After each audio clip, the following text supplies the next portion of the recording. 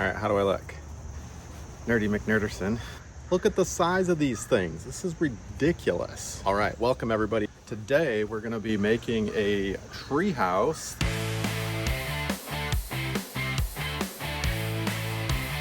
I'm gonna divide it up into several different videos, so you'll want to hit subscribe and follow along with me. This is the first time I have built a tree house, so I'm a little overwhelmed, but feeling pretty confident, more or less. I have a good plan. I've studied this. I'm no arborist and I'm no engineer, but we're gonna basically build a tree house. Should I mention the tree house is for my son, not for me? Although I'm probably gonna play in it too. Right here, this is a black cherry tree. I think this cherry is for a deer, not for human consumption. So for the first video, let's just go ahead and get some considerations out on the table for you to see where your best location will be for your treehouse and for the bracket locations. This is not a tree that's as hard as oak, but it is a good candidate for a treehouse. It is super strong. It's pretty sturdy and should go the distance, especially with this heavy duty equipment that I bought. Say hello to my little friends. And so I'm gonna show you how to build a treehouse in this video from start to finish. I hope you enjoy it. Let's get started. For this first video, I'm gonna show you how to install the actual brackets. And here they are, there's two of them. They're quite heavy duty. As you can feel, I'm kind of breathing hard, lifting these around. These are some serious hardware, but basically there's this little screw-in part, and I'm gonna be drilling a hole into the tree, and this is really safe for the tree from my research. Then I'm gonna be using a bit that's quite large to drill out a hole for this part. So this will basically screw into the tree, and I've got a socket here that will fit on the end of this, and hopefully I've got a tool to tighten that down, and we're gonna be turning it and twisting it into the tree like that, so just this long part is sticking out. Hopefully I don't mess up. So I need to decide where in the tree I'm gonna actually put this piece.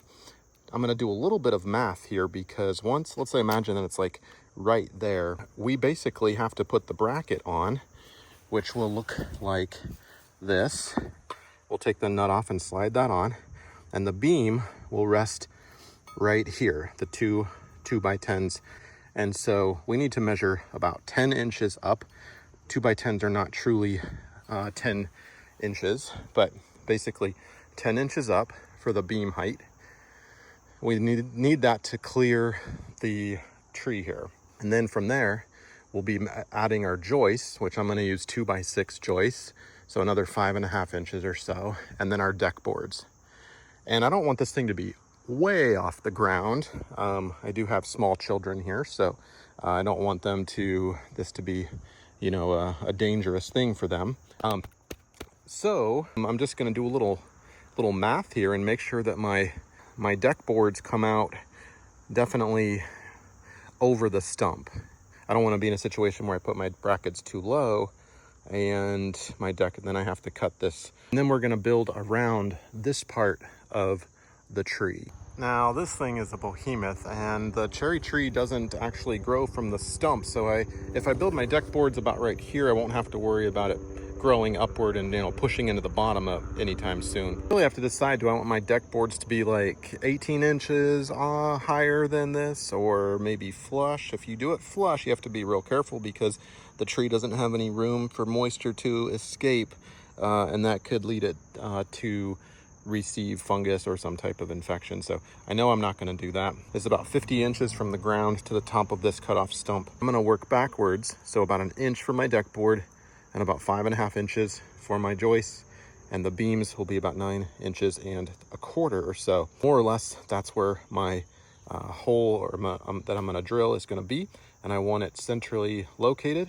Now these are going to be the long beams. So if I drill here, then I have to drill the other one on the exact other side of that.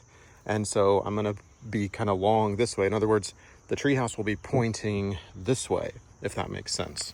And so if I do it this way, you know, drill here, oh, excuse me, we'll do that opposite, drill here and drill here, then my long beams will be going this way and the treehouse will be pointed then this way and this way. And so I want to make sure that the treehouse isn't going to encroach on the neighbor's property. This is actually our property, so I don't really have to worry about that, but something for you to consider. Now I do have a fence here, as you can see, so if I drill here and on the other side, then my support brackets aren't going to work, because that means I have to take that fence down. So there'll be a 45-degree support coming here perpendicular, the opposite side of the support brackets that we're going to put up. Other considerations, you want to peel back the bark. There's some pretty nasty looking stuff happening in there, and obviously that's all, that bark is all rotted out and whatnot. The question is this, see, Nerdy McNerderson. That's why I don't want things crawling up, plus there's like ticks and stuff. Anyway, once I get this stuff off, I mean, this should be pretty solid wood here. I'm not super concerned, but you know, I definitely don't want to drill into just a bunch of rotten bark. That's something else to consider. So I just consulted with the boss, and she wants things going perpendicular to the fence line. So that means my tab bracket location will be here-ish and on this side, so nice and accessible. My 45-degree bracket will be here, nice and accessible. This one will be not so fun because I've got to clear out all that poison ivy. And I think I can angle my bracket through this part of the fence and just kind of snip this and not have to remove the bar. So I could sneak it through there, and I think feel good about that. If I want to conceal this cutoff stump, I want my beams to clear it then by a couple of inches so that the joists are not resting on it, which would mean 9.5 inches from approximately there, 9.25. We'll add another half for the bracket. Means we're going to be drilling into there. That's a little too close for my liking to that curve, so I might go down just a little bit and bring that a little closer. I do need to cut off some of this with my chainsaw.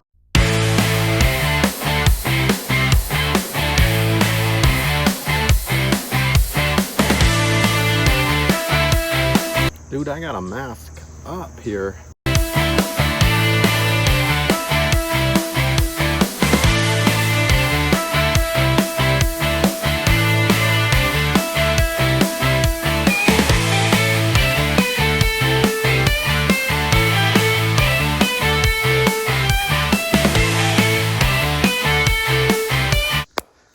You're wondering what it looks like on the inside? Nice and fresh, beautiful.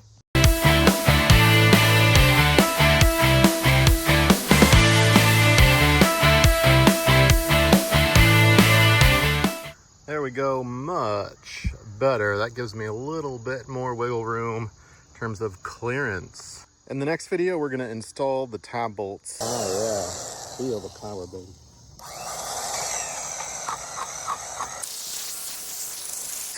Into this bad boy and get this thing super snug so the beams can go on.